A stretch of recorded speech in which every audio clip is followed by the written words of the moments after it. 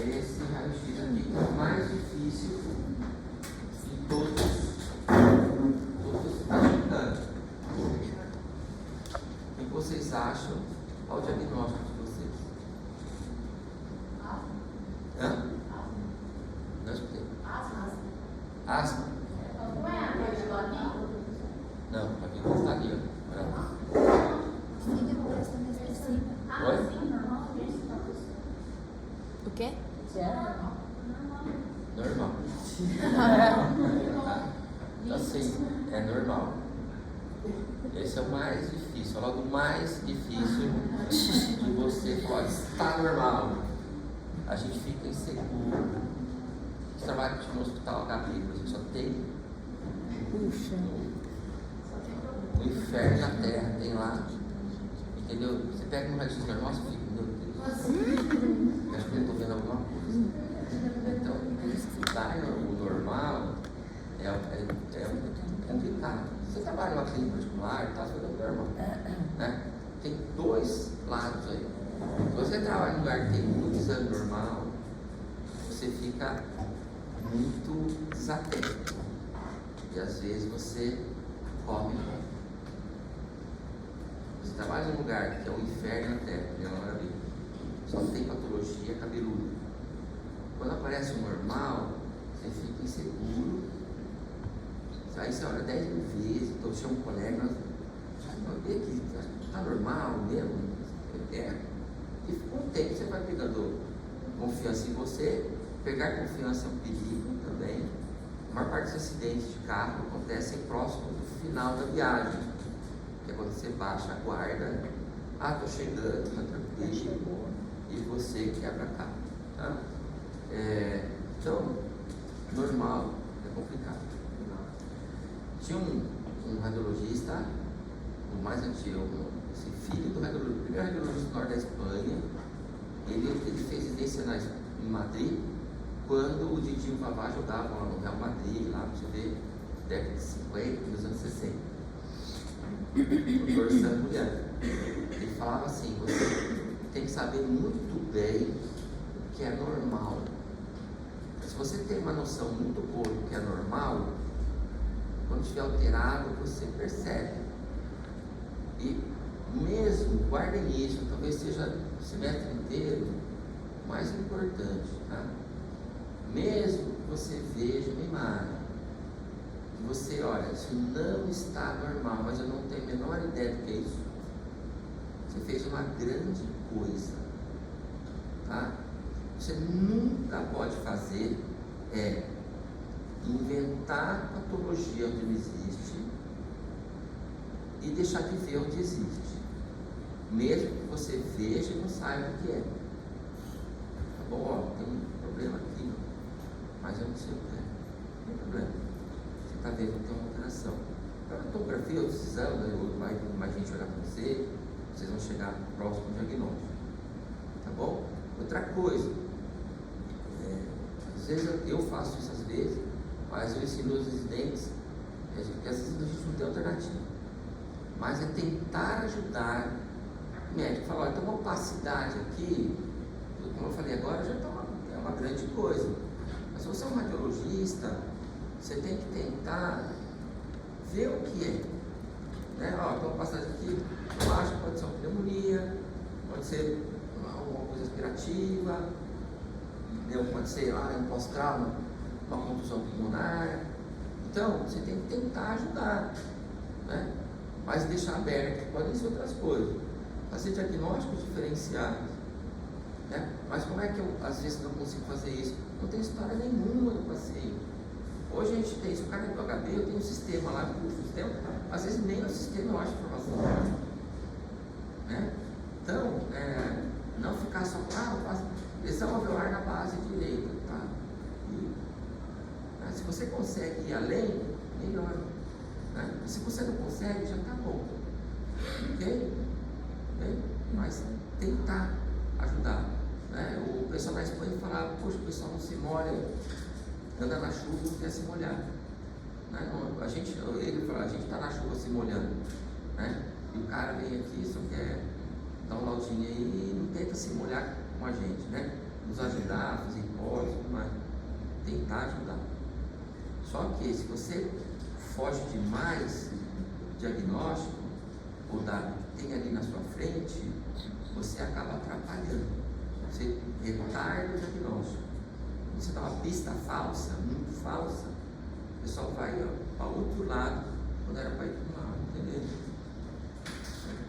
Tem responsabilidade, já não tem vergonha de falar não sei. Bom, tem aqui, mas não tem aqui. Se você souber poder ajudar, excelente.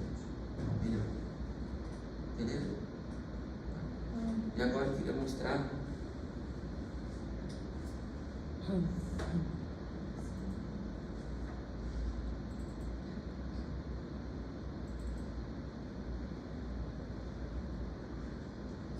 uma coisa inédita para vocês.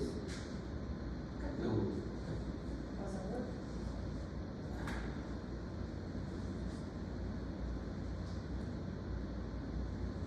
Diagnóstico.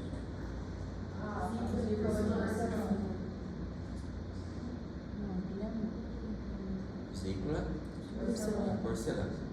E se você não souber o que é, o que você faz? Eu não sei, eu nunca tinha visto. Vocês não viram a primeira vez que eu mostrei aqui. Como é que você faria para chegar no diagnóstico? Como é que você faria para tentar chegar perto? O que você tem que pensar? Você tem que usar o que você tem de informação. Vamos lá, primeiro. Não escutei. Anamnese, obviamente, você não pode dar um laudo sem ter história clínica e visão laboratorial. Isso está errado. Na prática do dia a dia, o pessoal faz isso. Eu sou contra radicalmente, mas eu sou contra a maré, porque demora. Hoje tem médico de abapá, eu estou me lixando por isso aí. Mas assim, hoje em dia é assim, né? Mas, por exemplo, história, você tem que ler história antes da laudo. História, mas tá bom, como imagem, não tem história nenhuma, tal. Como é que eu chego aqui? Primeira coisa, usar o que você sabe. Primeira coisa, quais são as densidades radiológicas? Né? Tá. Que densidade é essa lesão aí? De osso, cálcio, de cálcio. Densidade de cálcio, tá? Não é densidade de osso, é cálcio. De cálcio. Tá. Outra coisa, onde está essa lesão aí? No pulmão direito. Tá? Que órgão tem no pulmão direito que pode formar essa imagem? Vesícula, pode ter um rim mal rodado ali, está machucado, pode ter um cisto no pórtico do rim que está machucado, entendeu? Então, você vai usando, tá? Essa é outra coisa extremamente importante que eu quero que fique nesse tempo que a gente passou junto aqui, né? Aquilo que eu falei agora há pouco. E outra, não tem ideia do que é. Use o que você sabe. Vem junta, vai juntando pedacinhos. Não quebra a cabeça. Como eu falei para vocês, né? Se você sabe o enredo, o nome dos atores do filme, você sabe o nome do filme. Falei para vocês, Leonardo DiCaprio, Iceberg, Naufrágio, o nome do filme, Titanic. Então, capacidade ovalar, densidade de cálcio no compôndio direito, abre um leque de possibilidades. Mas pode ser tal filme, tal filme, tal filme. O filme, o nome do filme é o diagnóstico. Entenderam? Professor, você falou que é importante saber na anamnese, o exame físico, mas quando chega para o cardiologista, os médicos não mandam, né? Só dão um pedido, né? Então, essa é outra coisa que eu chegar para vocês. Entenderam isso? Tá? Que você usar as informações que você tem. Se você não fizer diagnóstico, bater o martelo, você vai formar um pós-diagnóstico, você chega perto, vai tentar ajudar o seu médico, ou para a pessoa que está com você na mão. Tá? Outra coisa, para quem não for radiologista, escreva a história do paciente, seu médico, o radiologista. Tá? Não precisa colocar um romance para ele. Tá bom? Dor e tal. Por exemplo, o cara você lembra aquelas fraturazinhas no começo que tinha negocinho aqui? Quando você tem um raio-x do corpo inteiro para ver, você tem mais para uma mão de pilha.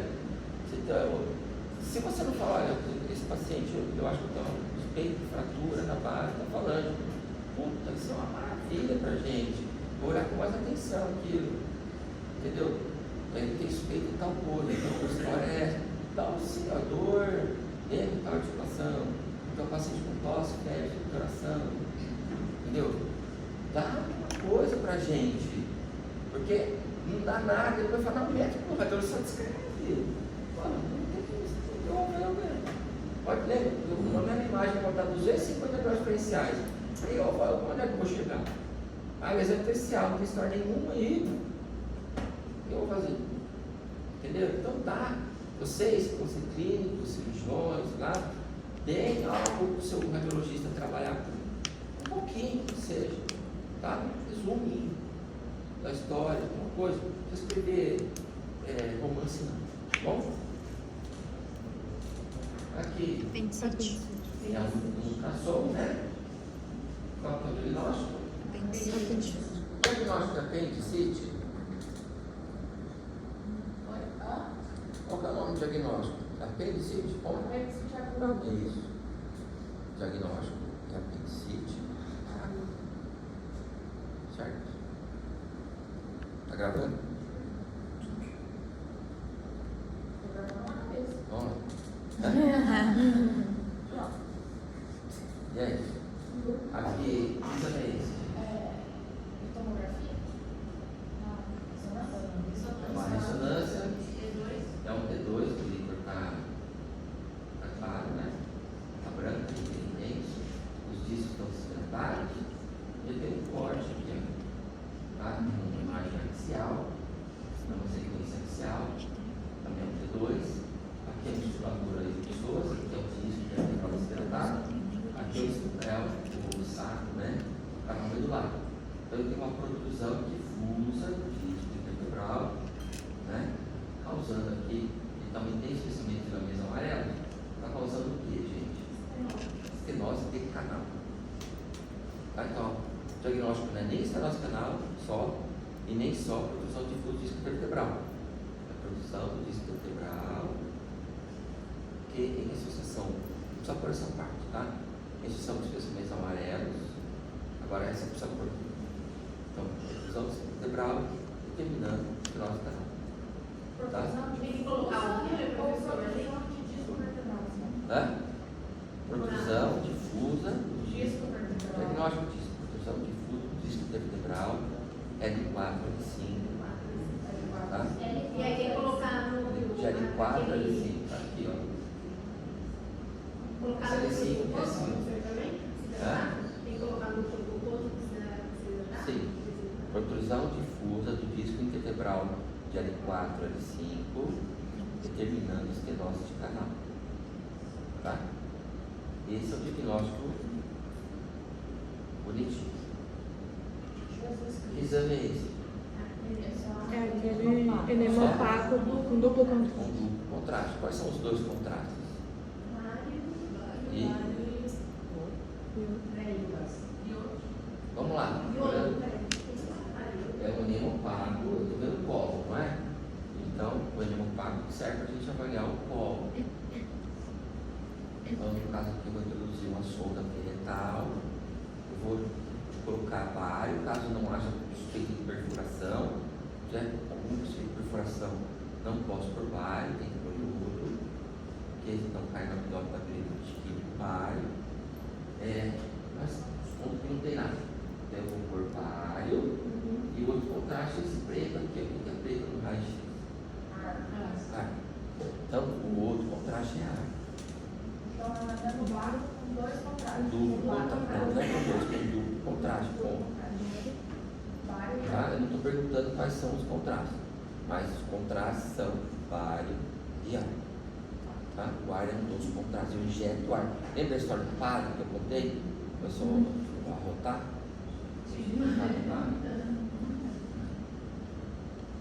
Aqui, enfisema. Tem o sinal da flecha, das flechas ali, né? Enfisematos. Bensite é enfisematose. Hã? Colicistite é enfisematose. Policistite aguda, e quando tem área, ela é enfisematose. Tá? Policistite aguda, enfisematose. Bom, alguns cuidados que devemos ter, como já falei para vocês, perguntar antes, né? O cara fez um procedimento endoscópico, agora com o endoscópico você vai enviar só dentro da vesícula, não na parede, e provavelmente esse cara tem qual patologia de base? Diabetes. Tá, pronto. Aí infecção. Tá vendo? É Discite. uma ressonância magnética, são duas, tá? Aqui é o T2 e aqui é o T1, né? Então eu vejo um disco intervertebral pesado, corpo de cima e corpo de baixo cometidos. Diagnóstico Discite. Discite. Tá? Veja como é que escreve direito Discite. Só de sítio, né? Tá? Só de sítio. Discite. O resto do sistema. Calma, eu acho que não tem mais. Que os discos vertebrais só já não. Discite, Uma coisa que aproveitar, no caso aqui não injetou contraste, tá? Mas na ressonância magnética, nós injetamos contraste sempre uma sequência ponderada em T1. A gente não injeta contraste em T2. Tudo bem? Guarde isso. E quando você for injetar contraste, precisa você fazer uma sequência T1. Aqui. Dá uma ultrassom. Policistite aguda e diástase, né? Então eu tenho aqui, não preciso explicar, é só o diagnóstico, né? Mas aqui eu tenho uma vesícula hidrópica, eu tenho a parede pesada com a diaspecto, como é que chama isso aqui? Lamelar. Eu tenho aqui um cálculo, uma imagem hiperdiligente. Sombra acústica posterior. Até hoje o que é sombra acústica posterior? Nossa, impossível. É? Impossível, o senhor fala sempre. E sombra acústica posterior. Então é que o som não passou, que é muito denso aqui daquela estrutura, então para baixo dele. O som está vindo de cima para baixo, né? O transdutor está aqui em cima. Então o som bate aqui e volta, não passa, forma a sombra. Como a gente, o sol vem, bate na gente, a gente é densa, a luz não passa, forma a sombra. Aqui, ó, X e duas torres. Diagnóstico.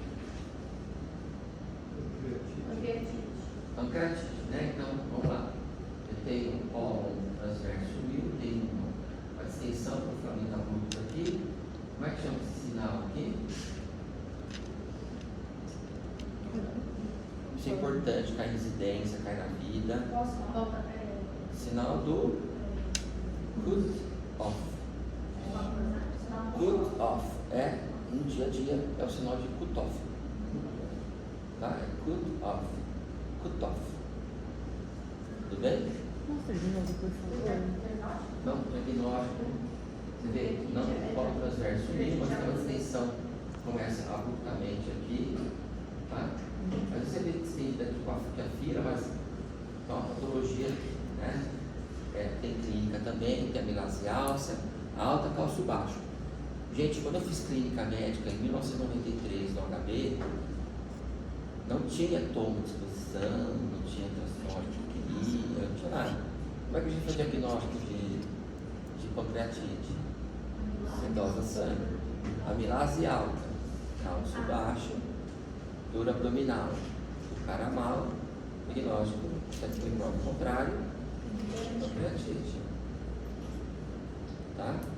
Assim, clínica, laboratório, né? Nem sempre você vai trabalhar, vai ter plantão de radiologia. E como vocês faziam com colecistite? Que é tipo parecido, né? Colecistite. Já que tinha ultrassom assim? Tem, vamos lá. Tem, como é que chama quando você aperta? Ultrassom, transdutor? Hã? Quando você aperta do transdutor? Não, no caso não tinha ultrassom, não tinha ultrassom. Então, é clínica. Você aperta e solta, né? Você aperta aqui. Não. no lugar claro, típico, o cara tem dor, por exemplo, abdominal, febre, normal, então tem dor subescapular, subescapular, né? Subescapular também é uma sugere, né? Então você sabe que ele tem uma colicistite. Eu não sei se é litiásica ou não, né? Você colhe o sangue, tem uma leucocitose, né? Então tem um processo inflamatório aí, né? E tem clínica disso, eu não tenho imagem, mas eu vou começar a tratar. Hoje não, isso é fácil você ter ultrassom. A gente não tinha isso, era tudo, a gente errava, né? Mas a gente tinha que se virar com o que a gente tinha na mão. Era raiz mesmo. Era raiz. Bota a raiz. Professor, esse sinal de Kirchhoff está quando cola no sol. Some e distende de repente ali o ângulo, viu? Do nada. Ele está afilado, de repente, tem nada, de repente, pufa ali.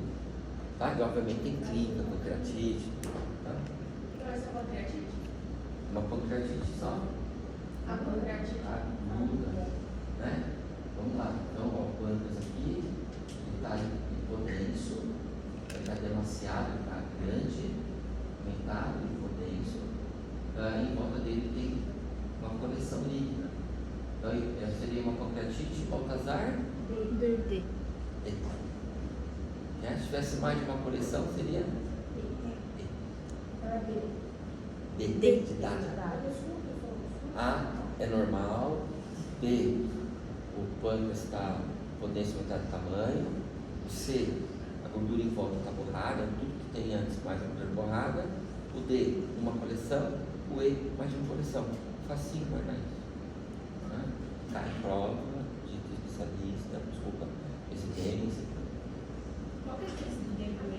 Qual é a diferença do D pro E? D tem uma coleção. Tem tudo que a gente falou lá atrás com uma coleção extra-hepática. E o D e o E tem mais de uma coleção. Diverticulite. Então, parede espessada, a luz bem fininha, né? A gordura aqui borrada, né? Tem um pouquinho de líquido. E eu tenho aqui essas bolinhas. Só olhar isso aqui, você fala, é uma diverticulite? Não. Né? Como eu falei, você pode ter um intestino convertido e de repente você tem um linfoma, uma neoplasia, tá bom? Mas se borramento de gordura adjacente sugere um processo inflamatório, líquido adjacente sugere um processo inflamatório, né? E a clínica do paciente também.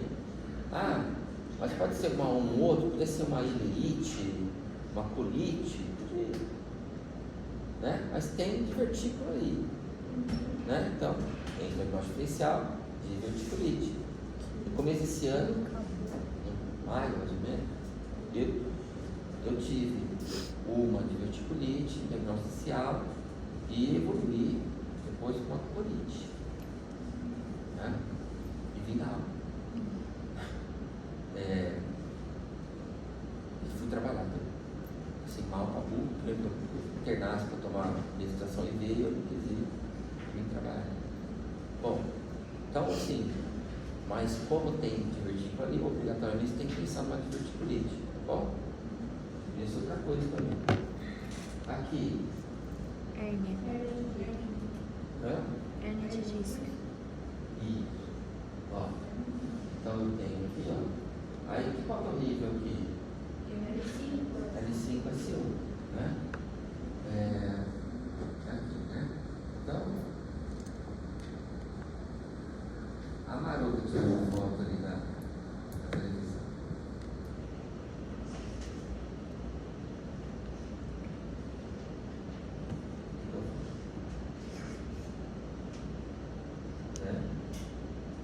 O que eu faço?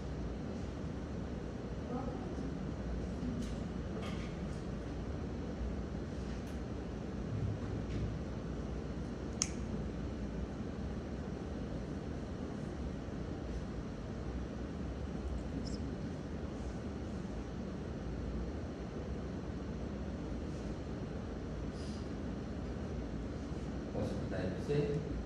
Posso confiar que você falou?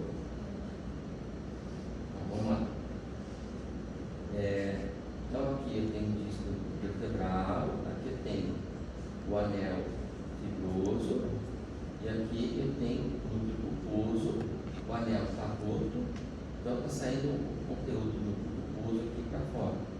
Eu tenho uma hérnia, ela é central, centro-lateral, ela é foraminal ou é extremo-lateral? É central. Né? Ela está causando cenose canal também?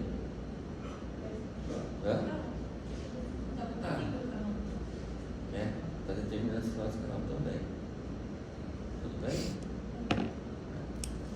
Mas a gente, Hérnia de disco. com estenose, tem que falar Sim, tudo? vai ser um da piela. Hã? Tem que falar que está causando estenose? Se puser, melhor. Tá? Oi. Essas que causam estenose no canal, elas chegam a causar dor ou são mais assim? Então, elas podem, causam muita dor, né? Elas comprimem e podem dar sintomas motores também.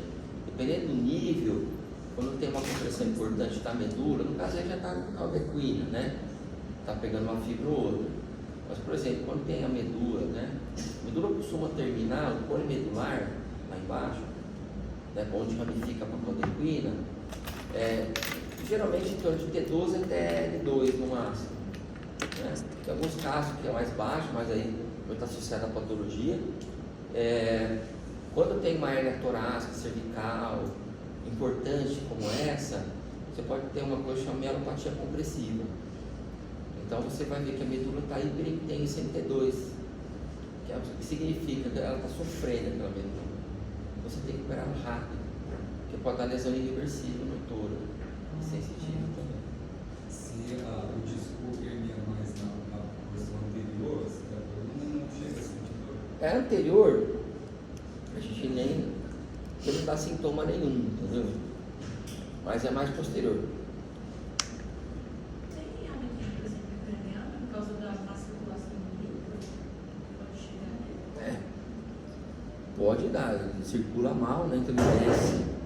E ali embaixo, assim, quando não está completamente obstruído, é líquido, né? Então a água é terrível, eles passam de algum jeito, né? Quando é líquido, né? No caso líquido.